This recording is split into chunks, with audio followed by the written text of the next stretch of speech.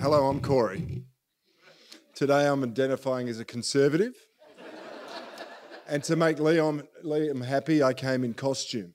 So I hope you're happy. To confirm the stereotypes. You can't believe how much it means to me to have a young Conservatives meeting and to hear the witness and testimony of Dani, because not only has she demonstrated that she's a very courageous young person in putting forward what I think are very sensible views, but they don't swim along with the current. They're pushing against the current culture. But she's prepared to stand up here in such an articulate manner, to look beautiful and glowing and to be such a positive representation of our party and young people. It gives us hope for everyone, so thank you.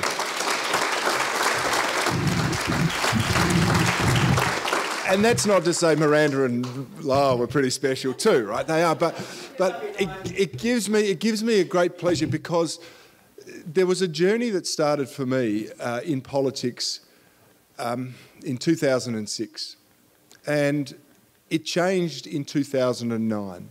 And you're going to go, what was the change, Corey? You know, you made your first outrageous comments. No, that was in 2006.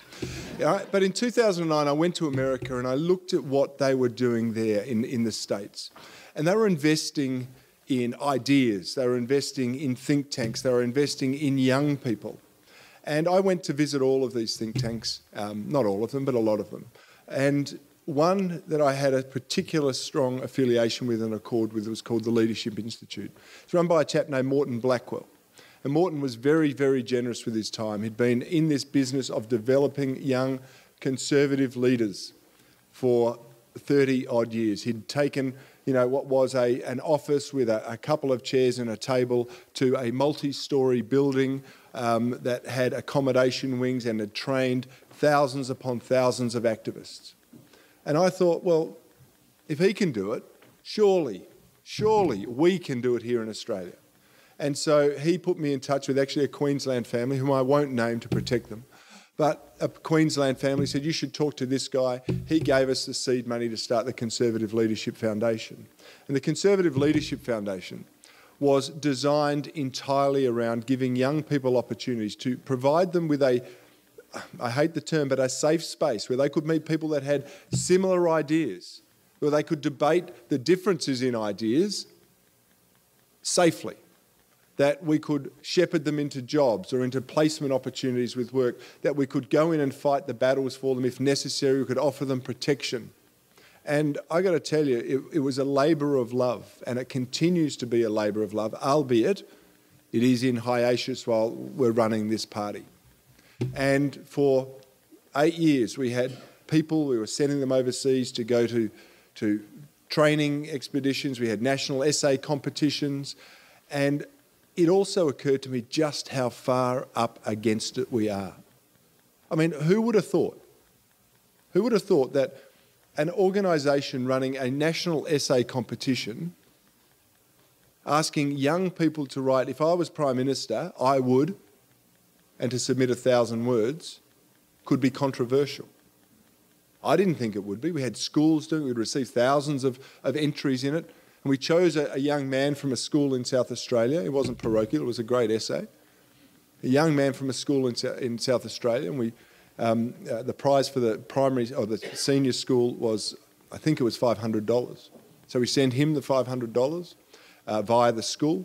The school presented it to him, and his parents made him return it because they hated the idea of their son being associated with a Conservative organisation. Now imagine that. Imagine you're a 15-year-old. $500 is a lot of money in anyone's at any age, right? But you're 15, someone's just given you $500 for doing your schoolwork. And your parents make you send it back because maybe they don't like Cory Bernardi or they don't like this or whatever it was. It's embarrassing to see people who had participated previously in the essay competition and won and been sent away and had large gifts and their essays appeared on our website, to contact you years later to say, look, do you mind taking that down? Not because I disagree with anything that you do or what I wrote in that essay, but my employer wants you to take it down because it just invites hate towards the position that we're doing. when you go to universities and you find that you are unwelcome on a university campus and you have to be accompanied by federal police officers because the protesters stand there saying the most revolting things. And they stood there for the whole of a lecture that I gave to a university where I was invited with placards and protesting. I continued. I'm indefatigable in that regard. But the lecturer just let it happen, said, oh, it's freedom of speech. And I said, but it's freedom of speech until you want to fight against that and push against it. And then that's when you want to stop freedom of speech. And I realised we had a problem well before I got into politics. My son Oscar, who's here today, he won't like me reminding him of this, but he used to go to childcare a couple of days a week at a university. And they'd have a Christmas celebration every single year until one year they decided they'd just have a gathering. And gatherings are apparently quite trendy now for the young people, but to replace a Christmas celebration with a gathering because some people might be offended, well, was offensive to me. And when I raised that with the people, I said, why are you happy to celebrate Ramadan or remind that or go through the Ishtar celebrations in the Muslim faith or talk about Aboriginal belief systems and so on and so forth? It was, oh, that's just education. This is, offensive to some people. I realise you've got something going on in society that is just crazy. And I tried to fight like heck in the Liberal Party against it. And the challenge is, and I don't want to diss the Liberal Party too much, I think they have lost their way, but you know it when I stand up in the corner and just to confirm the stereotype, and I would say, the debt's too high, Liam, we should be the party of lower taxes. And someone would rush off to the gallery and say, Bernardi's been an extremist again. I remember I stood up in the party room after Kevin Andrews, who's a thoroughly decent man, made these comments, and I stood up and said, I want to praise the Minister for Family Services. I said, he's uttered the unimaginable sins of our time. And they're going, well, what's that? And I said, he said that children do best with a mum and a dad. And what happened? A Queensland MP raced straight off to the gallery and said, Bernardi's a homophobic bigot and, Lyle Shelton, whatever you've been called, it's happened to me 10 times over. And that was the party that I was a member of. And I continued to push and push and push against it until I realised the system has been so compromised and so broken. And the only way sometimes you can fix the system is to step outside of the status quo, do something new, do something challenging, and say, come hell or high water, we will not lose our nerve. And it's an interesting journey. It's not for the faint of heart, I would assure you of that. But it's an interesting journey because I can already detect the subtle ripples of change and difference that we are making. There's subtle ripples of difference that we are making. We haven't stopped the Liberal Party from revolving door of leadership.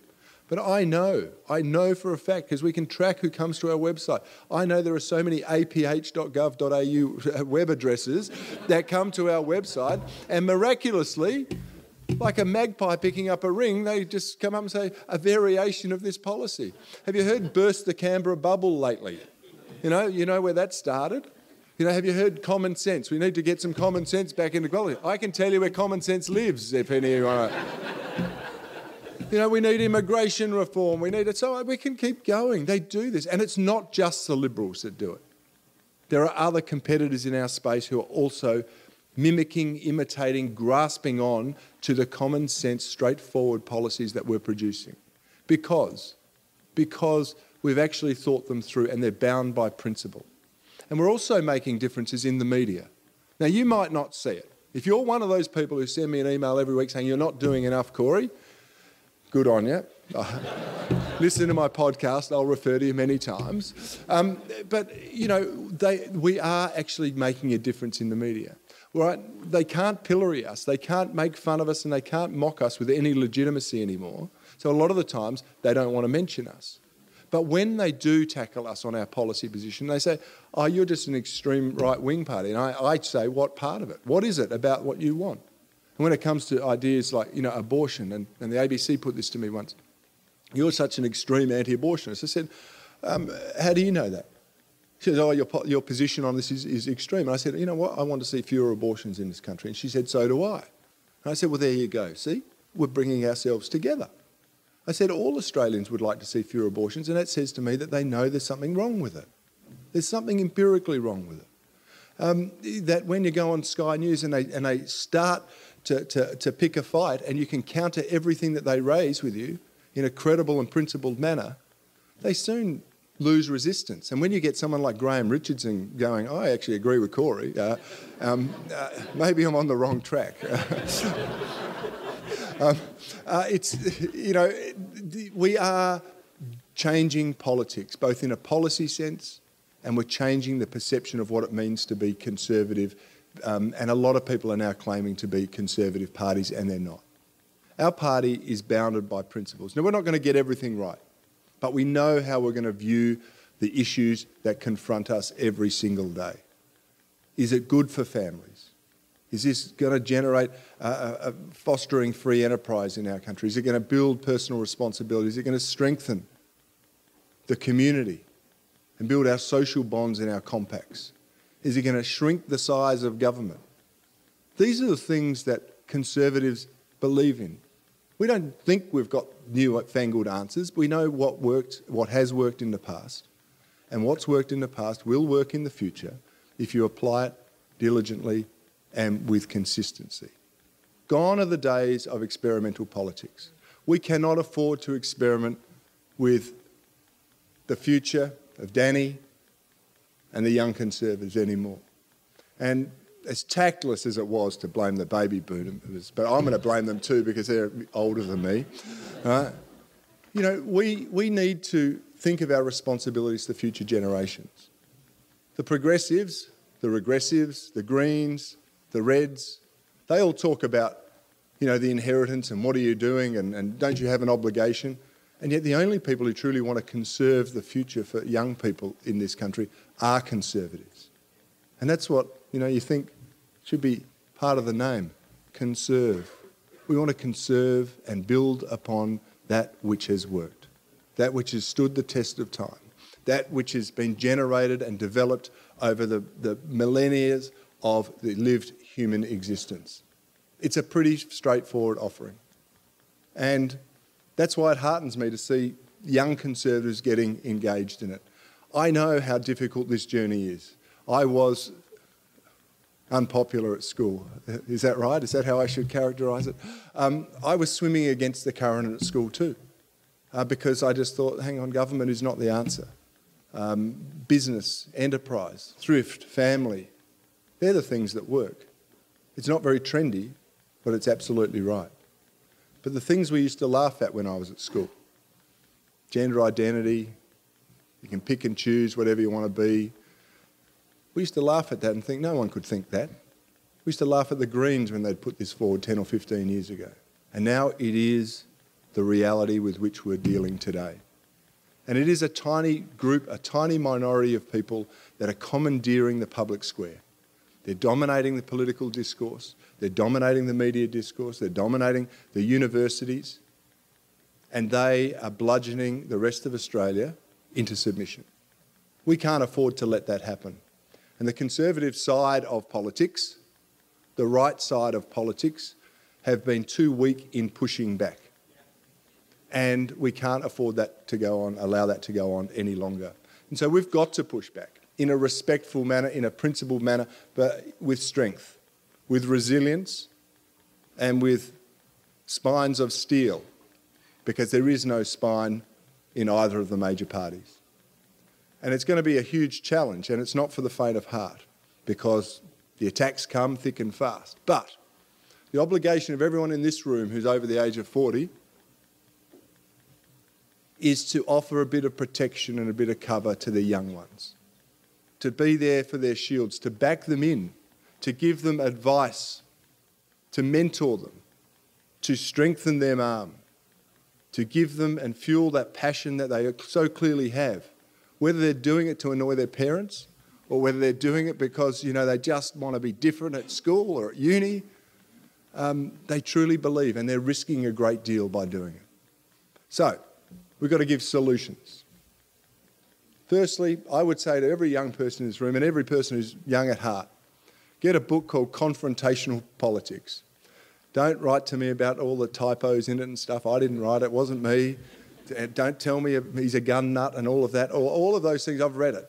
But what it is, it distills, it's from America, And it distills in a very simple, easy to read manner how a tiny group of people have taken control of the system and how we, as a small group of active people, can actually fight back. And we can all fight back by never letting something go unchallenged. Don't let them go through to the keeper anymore. I can't deal with them all. Danny can't deal with them all, nor can Lyle or Miranda or anyone else. But collectively, we can tackle every slight, every ignorance, every piece of public propaganda, and we can counter it. It's going to be a long, hard slog, but that gives cover to the young people to say, hang on, it's not just me. And it's hard for a newspaper to ignore 50 letters to the editor or emails or comments on websites, because we all read them, I can tell you that now. So get that book. Secondly, do give cover. Give the protection and the mentoring and the advice. Encourage young people to get engaged, not with the extreme end of young people's political involvement, which sometimes can be untempered, but in a principled manner. And if that means supporting them with a part-time job, or if it means, chipping in a few dollars to the Young Conservative cause because you want to encourage them, if it means hosting something in your boardroom, buying them a few cartons of beer or whatever the drink of the day is, it does make a difference. And you can actually change young people's lives. The guy in the Uber was telling me yesterday that he was involved in a sport, and I won't name the sport, but now an Australian representative in that sport credits him with his achievements. And I said, well, what did you do? Maybe he was gilding the lily a bit, he could have been a politician. But I said, what did you do? He said, I sat him down with me, I was doing the timekeeping, and I explained the rules about it as a young person and where people were going wrong, and he could have done this. And he said, I did that for, maybe 6 weeks. And lo and behold, 6 years later, the athlete who's representing Australia gives thanks to this individual. So that young man's life was changed by someone just investing 5 or 6 hours in them to give them that advice. You can all do the same. All do the same. And lastly, I haven't got 5 bits of ways in which you can do it, but finally, I'd say don't be shy in your own advocacy. Don't leave it up to others, because there is this protection in crowds. If you're not prepared to do it, how can you expect other people to step forward? And that's what my political life has been built around. In effect, I didn't get into politics to be someone. It's been a wonderful journey, and I hope it's got a long way to go. But I got into politics to do something. And after your first couple of beatings and stabbings and maulings and shootings and leg breakings and threats and intimidation, you become immune to it. My wife says I'm just that big ball of scar tissue that can't be bloodied anymore. But it's not quite like that. But it's hard, and it's not for the faint of heart. But we need to do it, because if it's not up to us, then no one else will. You cannot rely on the major parties to do it. We will give this next election our very best shot, because no matter who you think, whether you like the red team or the blue team, not the green team, but the red team or the blue team, one of them's going to be running the show. Now, we can decide who's going to influence how they run that show. The Australian people can. Do they want it influenced by the Greens or the reactionary hysteria of the populist parties or the personality cults?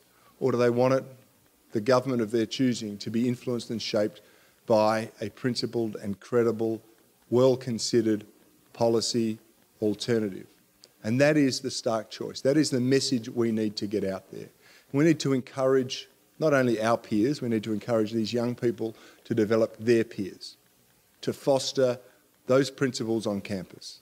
Because when you say to people, do you believe that families are the bedrock of society? Most people go, yeah.